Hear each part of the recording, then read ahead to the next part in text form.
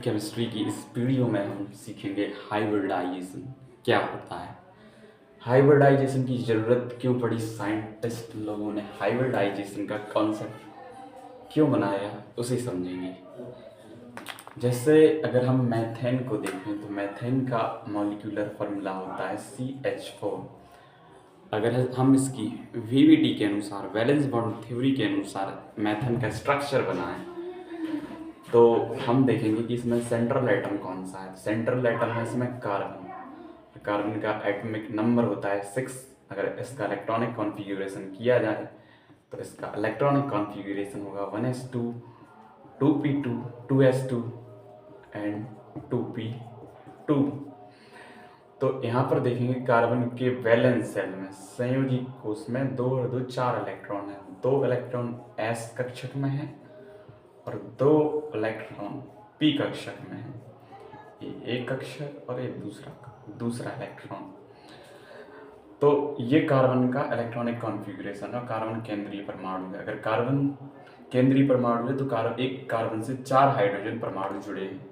अगर कार्बन को 4 हाइड्रोजन परमाणुओं से बॉन्ड बनाना है तो कार्बन के पास 4 अनपेयर्ड ऑर्बिटल, 4 अनपेयर्ड कक्षक होने चाहिए, परंतु यहाँ पर कार्बन के पास हैं 2 अनपेयर्ड कक्षक। ये तो हो गई कार्बन की ग्राउंड स्टेट, ये तो हो गई कार्बन की ग्राउंड स्टेट। परंतु अगर कार्बन 4 बॉन्ड बनाएगा तो यह इसके पास 4 अनपेयर्ड इलेक्ट्रॉन होने चाहिए। तो जो एस कक्षक का ये वाला एक इलेक्ट्रॉन है उत्तेजित होकर इस वाले कक्षक में चला जाता है, तो ये ग्राउंड स्टेट है। और जबकि इसकी एक्साइटेड स्टेट होती है तो इसकी एक्साइटेड स्टेट में, जैसे इसमें 2 इलेक्ट्रॉन है और इसमें भी 2 इलेक्ट्रॉन है, तो इसका एक इलेक्ट्रॉन यहाँ से जाकर यहाँ पर पहुँच जाता है। तो इस प्रकार से कार्बन के पास 4 अनपेयर्ड ऑर्बिटल्स हो जाती हैं, 4 अनपेयर्ड इलेक्ट्रॉन होते हैं और इन 4 अनपेयर्ड इलेक्ट्रॉन के पास 4 हाइड्रोजन आते हैं और अतिव्यापन करके बॉन्ड बनाते हैं। और अगर हाइड्रोजन को देखें तो हाइड्रोजन का एटॉमिक नंबर 1 होता है और हाइड्रोजन का इलेक्ट्रॉनिक कॉन्फ़िगरेशन 1s1 होता है। तो हाइड्रोजन का जो s कक्षक है उसमें भी एक इलेक्ट्रॉन होता है। तो हाइड्रोजन का जो 1s कक्षक है वो एक इलेक्ट्रॉन लेकर आता है। 4 हाइड्रोजन इन चारों अयुग्मित इलेक्ट्रॉन से बंध बना के 4 सिग्मा बॉन्ड बनाते हैं। तो अब अगर हम इसमें इसका स्ट्रक्चर बनाए CH4 का, तो एक कार्बन से 4 हाइड्रोजन बॉन्ड बनते हैं। जैसे कार्बन को देखें तो कार्बन के पास 3 p ऑर्बिटल हैं और एक s ऑर्बिटल है। तो कार्बन का एक p ऑर्बिटल है, ये p ऑर्बिटल है और तीसरा p ऑर्बिटल है और चौथा s ऑर्बिटल। देखा जाए तो p कक्षक की आकृति कुछ इस तरह से होती है, लेकिन यहाँ पर हम p का पूरा लोब नहीं बनाएंगे, आधा ही लोब बनाएंगे। तो हाइड्रोजन के पास s कक्षक होता है, s कक्षक की आकृति इस तरह से। तो हाइड्रोजन का एक s कक्षक यहाँ पर अतिव्यापन होता है, हाइड्रोजन की दूसरा हाइड्रोजन परमाणु यहाँ से अतिव्यापन करके बॉन्ड बनाता है, तीसरा हाइड्रोजन परमाणु यहाँ से और चौथा हाइड्रोजन परमाणु यहाँ पर अतिव्यापन करके बॉन्ड बनाता है। तो यहाँ पर होता है SS ओवरलैपिंग SS अतिव्यापन। यहाँ पर होता है sp अतिव्यापन, यहाँ पर AS और AP, यहाँ पर भी sp अतिव्यापन और यहाँ पर भी S और P, तो यहाँ पर भी sp अतिव्यापन। और SS अतिव्यापन हो या sp अतिव्यापन हो, SS और sp अतिव्यापन से सभी बॉन्ड सिग्मा होते हैं। लेकिन sp अतिव्यापन SS अतिव्यापन की तुलना में ज़्यादा स्ट्रांग होती है। sp ओवरलैपिंग की तुलना में ज़्यादा स्ट्रांग होती है। तो VBT के अनुसार इसमें ये 3 बॉन्ड ज़्यादा स्ट्रांग होने चाहिए। ये कार्बन हाइड्रोजन वाला ये बॉन्ड, ये कार्बन हाइड्रोजन वाला ये बॉन्ड और कार्बन हाइड्रोजन वाला ये बॉन्ड, ये तीनों ही बॉन्ड इस कार्बन और हाइड्रोजन की बॉन्ड की तुलना में ज़्यादा स्ट्रांग होने चाहिए।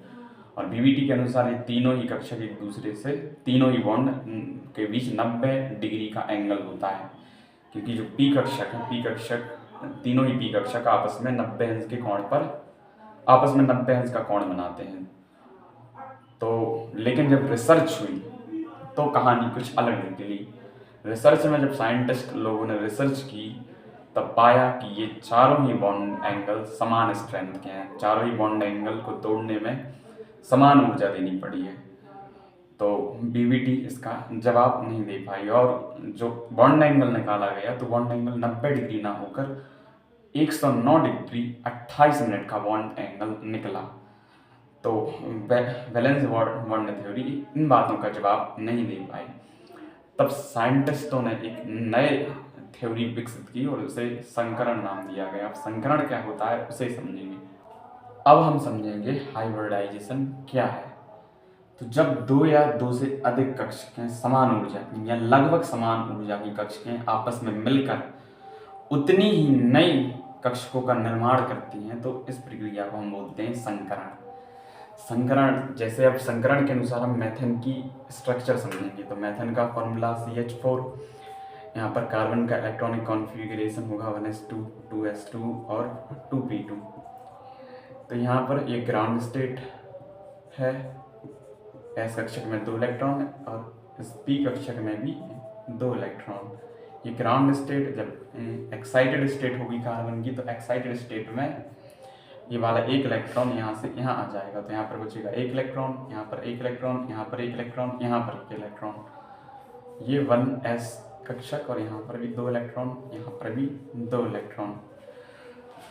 तो कार्बन को 4 बॉन्ड बनाने हैं तो कार्बन के पास 4 अयुग्मित कक्षकें हैं। अब ये चारों ही अयुग्मित कक्षकें आपस में मिलकर नई 4 कक्षकों का निर्माण करेंगी। तो यहाँ पर एक S कक्षक है और 3 P कक्षक हैं। एक S कक्षक और 3 P कक्षक मिलकर 4 नई कक्षकों का निर्माण करेंगे और चारों ही नई कक्षकों का नाम होगा sp3 कक्षक या sp3 संकरित कक्षक या sp3 हाइब्रिडाइज कक्षक।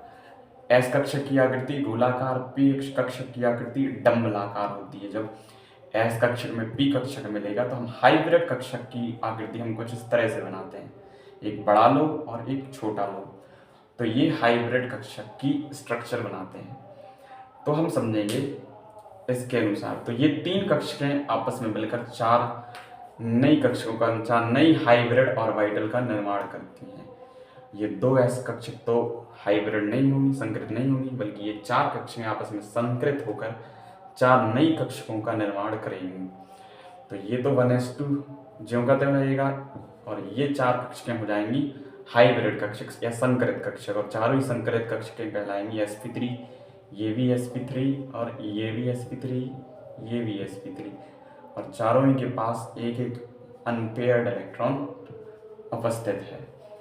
अब इन चारों ही हाइब्रिड कक्षक से 1s मतलब चारों ही हाइब्रिड कक्षक हाइड्रोजन के से बॉन्ड बनाती हैं। अब इनके पास हाइड्रोजन का 1s कक्षक आता है और इनसे अतिव्यापन करके इन चारों ही कक्षकों से चारों ही हाइड्रोजन बॉन्ड बनाते हैं। कार्बन के पास है 4 हाइब्रिड ऑर्बिटल और इन 4 हाइब्रिड ऑर्बिटल से हाइड्रोजन का 1s कक्षक आके अतिव्यापन करके बॉन्ड बनाता है। और हाइब्रिड कक्षक जैसे कार्बन है तो कार्बन की हम 4 हाइब्रिड कक्षक बनाएंगे। 4 हाइब्रिड कक्षक हम कुछ इस तरह से बनाएंगे, एक हाइब्रिड कक्षक ये और एक और हाइब्रिड कक्षक, एक हाइब्रिड कक्षक यहाँ पर, एक और हाइब्रिड कक्षक ये और एक और हाइब्रिड कक्षक ये।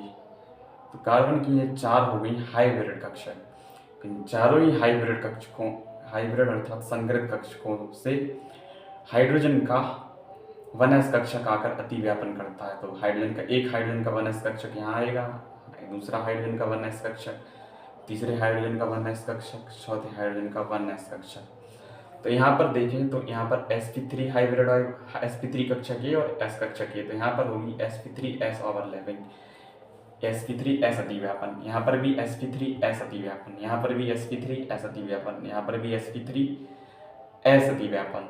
तो सभी अतिव्यापन समान है। तो चारों ही बॉन्ड की बॉन्ड एनर्जी बंध ऊर्जा समान होगी संकरण के अनुसार। और जो मेथेन की संरचना है कुछ इस तरह से होती है।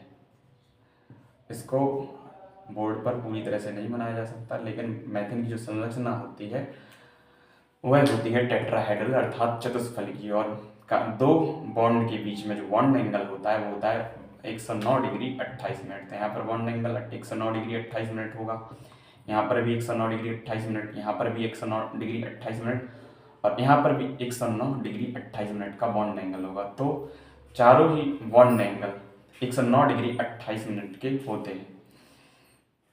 और इसकी अगर चतुष्फलकीय संरचना की बात की जाए तो इसे कुछ इस तरह से समझ सकते हैं। जैसे यहाँ पर ये कार्बन एटम है, कार्बन के पास 3 हाइड्रोजन कुछ इस तरह से जुड़े हैं, समझ सकते हैं। एक हाइड्रोजन ये, दूसरा ये, तीसरा ये और चौथा हाइड्रोजन इस तरह से जुड़ा है। तो इस तरह की संरचना को हम बोलेंगे चतुष्फलकीय संरचना। तो कार्बन जो बीच में उपस्थित है उससे 4 हाइड्रोजन कुछ इस तरह से जुड़े होते हैं और ऐसी ही संरचना को हम बोलते हैं चतुष्फलकीय।